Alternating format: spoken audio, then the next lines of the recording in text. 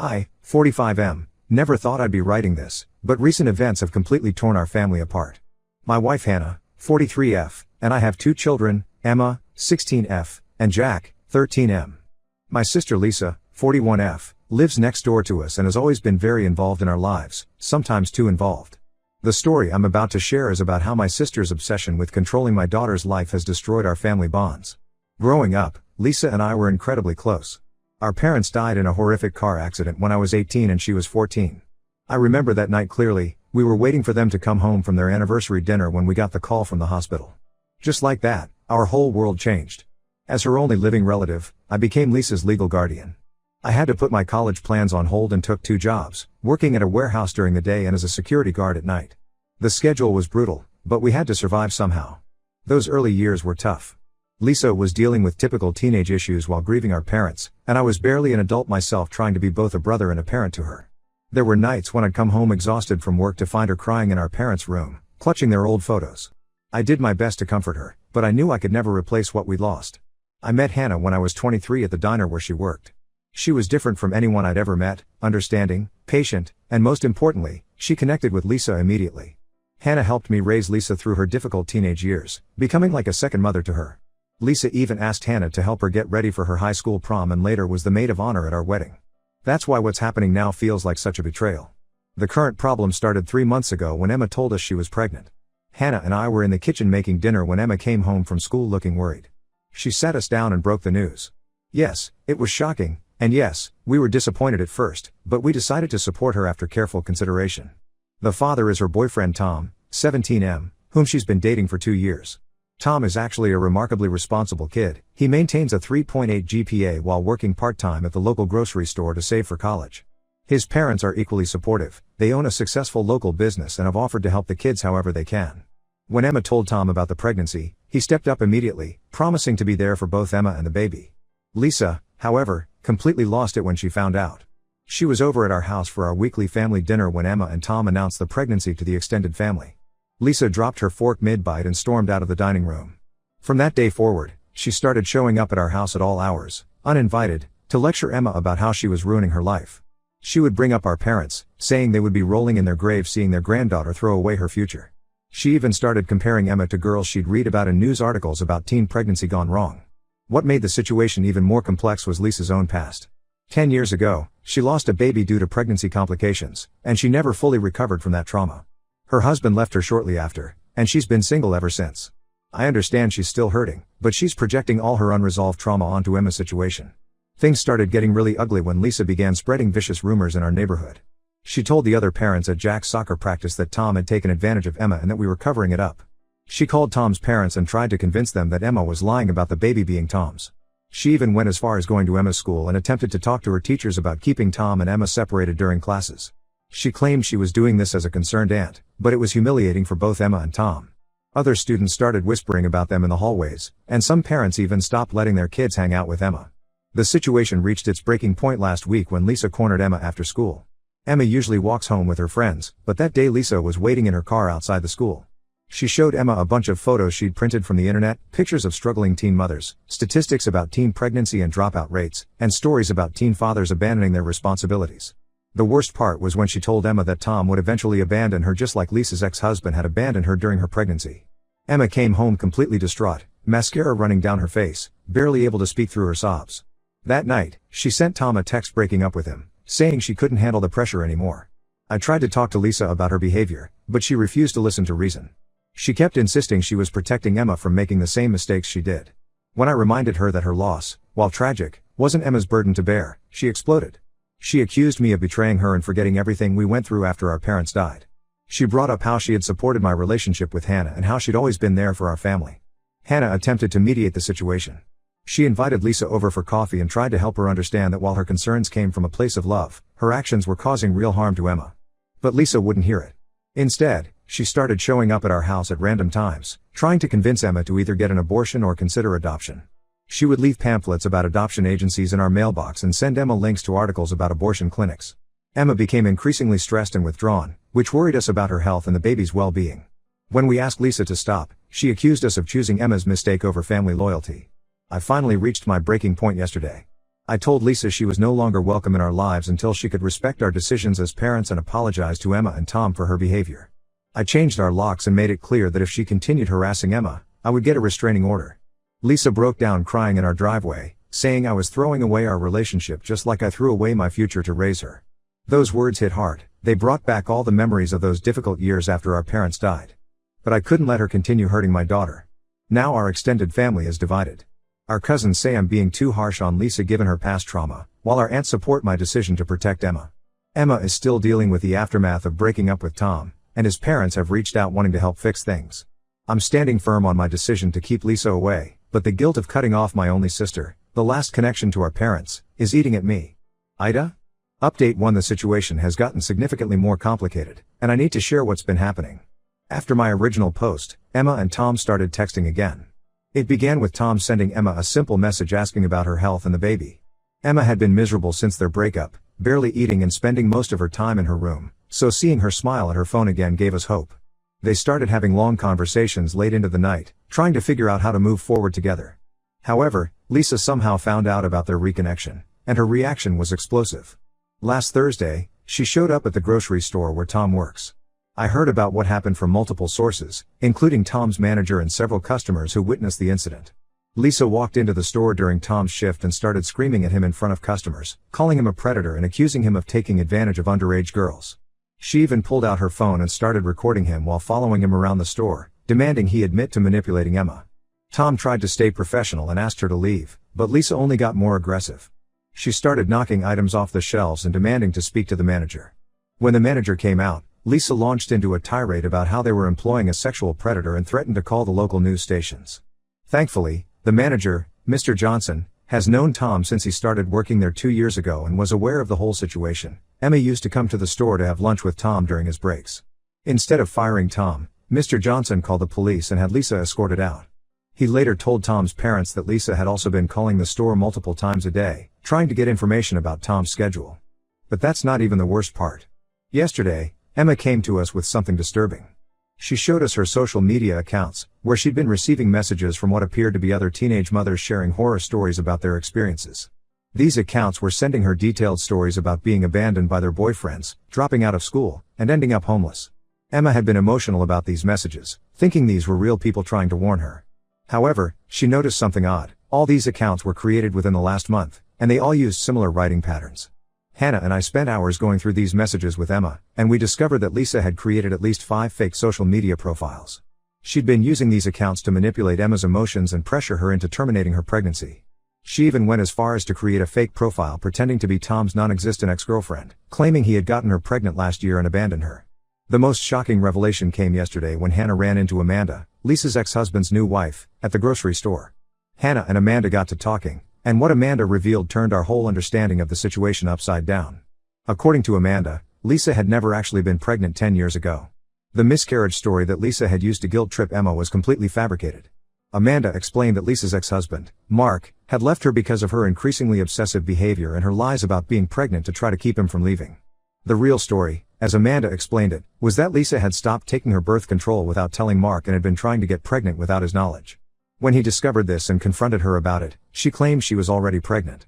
Mark asked for proof, but Lisa kept making excuses about why she couldn't show him any test results or ultrasound images.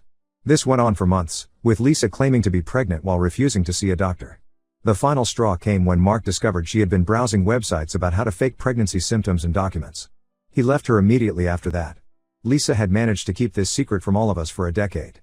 She'd created such an elaborate story about her loss that none of us ever questioned it.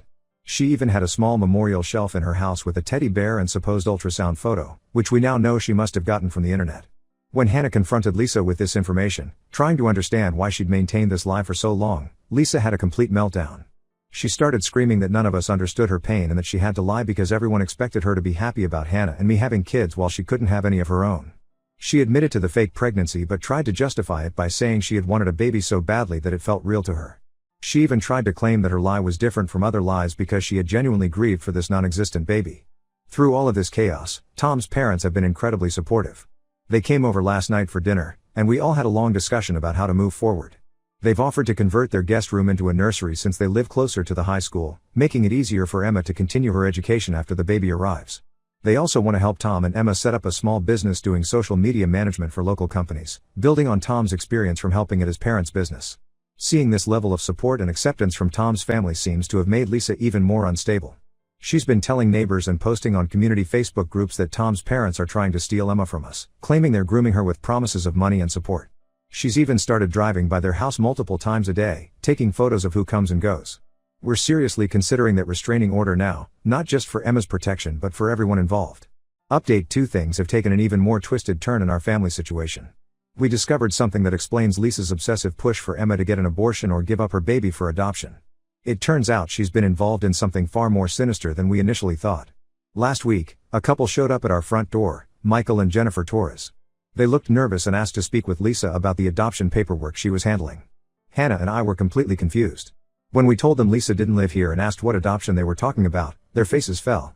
They pulled out their phones and showed us months of text messages between them and Lisa. The messages revealed that Lisa had been promising them Emma's baby. She had contacted them through an adoption support group on Facebook 3 months ago, presenting herself as Emma's legal guardian. She told them that Emma was a troubled teen who couldn't keep the baby, and that she, as the responsible adult in the family, was handling all the arrangements. The messages showed that Lisa had been sending them ultrasound pictures, which we now know she took secretly during one of Emma's doctor appointments, and updates about the pregnancy. The most disturbing part was that the Torres couple had already given Lisa $12,000 as a down payment for adoption expenses. Lisa had convinced them that the money would cover medical bills, legal fees, and support for Emma during the pregnancy. She even sent them fake receipts and documents with forged signatures. The couple was devastated when we told them the truth, that Lisa had no legal authority over Emma or her baby, and that Emma had never agreed to give up her child for adoption.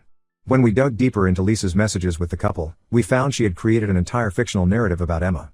She told them Emma was struggling with drug addiction, completely false, that Tom had abandoned her, another lie, and that Emma's parents, us, were unfit to help with the baby due to financial problems. She had essentially crafted a story that painted herself as the only responsible adult in Emma's life. The revelations hit Emma hard, but they also gave her clarity. She immediately called Tom, and they had a long, honest conversation about everything that had happened. They decided to get back together, realizing that they had let Lisa's manipulation tear them apart. They're now working with Ms. Rodriguez, the school counselor, to plan their future together. The baby is healthy, they learned last week it's a girl, and seeing the ultrasound together seems to have strengthened their commitment to making things work. Tom has really stepped up. He talked with his manager and took on extra weekend shifts at the grocery store. He's also looking into community college programs that offer flexible schedules for working parents. His parents are helping him research scholarships specifically designed for young fathers continuing their education. Emma's been inspired by Tom's initiative and is working with her teachers to arrange a modified schedule that will let her complete her junior year before the baby arrives. However, Lisa's lies haven't just affected our family. We've learned she's been presenting herself to the neighborhood as a licensed counselor specializing in troubled teens. She's been charging parents for advice about their children while simultaneously spreading false stories about our family situation to validate her expertise. One parent, whose daughter was struggling with anxiety, paid Lisa $500 for counseling sessions before discovering Lisa had no credentials or training. This parent reported Lisa to the State Board of Licensed Counselors, which prompted an investigation into her activities. The investigator found that Lisa had been operating this fake counseling service for over 6 months, seeing multiple clients in her home office and even writing unofficial prescriptions for herbal supplements she claimed would help with various mental health issues. The Torres couple is planning to take legal action to recover their money. They've been kind enough to share all their documentation with us, which will help if we need to take further legal steps to protect Emma. Tom's parents have put us in touch with their family lawyer, who is helping us understand our options. We held a family meeting last night, Emma, Tom, both sets of parents, and Jack, who's been struggling to understand everything that's happening. We all agreed that we need to focus on the future and create a stable environment for Emma, Tom, and their daughter. Tom's mom suggested we start planning a small baby shower, something positive to look forward to after all this stress. Seeing everyone come together to support these kids has been the one bright spot in this whole mess. Update 3: The dust has finally settled on this whole situation, though not in a way anyone could have predicted. Lisa moved away last month after the investigation into her fake counseling business became serious. The state board found evidence that she had counseled at least 15 different families, collecting over $7,000 in fees while dispensing potentially harmful advice about mental health and medication. Before she left, Lisa sent Emma a letter that I think shows she hasn't really changed. The letter started with an apology, but quickly devolved into justifications and subtle guilt trips. She wrote about how she was just trying to protect Emma from making life-altering mistakes, and how someday Emma would understand that an aunt's love sometimes means making difficult choices. She even had the audacity to suggest that Emma name the baby after her, saying it would be a way to keep family connections strong despite the distance. Emma and Tom are doing remarkably well considering everything they've been through. Emma switched to online classes to finish her junior year early, maintaining a 3.9 GPA despite all the stress. Tom not only got promoted to shift supervisor at work but also got accepted into a local community college's business program that offers hybrid classes. They're both excited about the baby, who's due in 3 months. The nursery at Tom's parents' house is almost finished. They went with a woodland theme that Emma designed herself. We did end up getting that restraining order against Lisa. The final straw came when she tried one last time to interfere by sending anonymous letters to every college in our state where Tom had applied for their early admission programs. The letters warned the admissions offices about accepting a teen father with supposed anger issues, completely fabricated.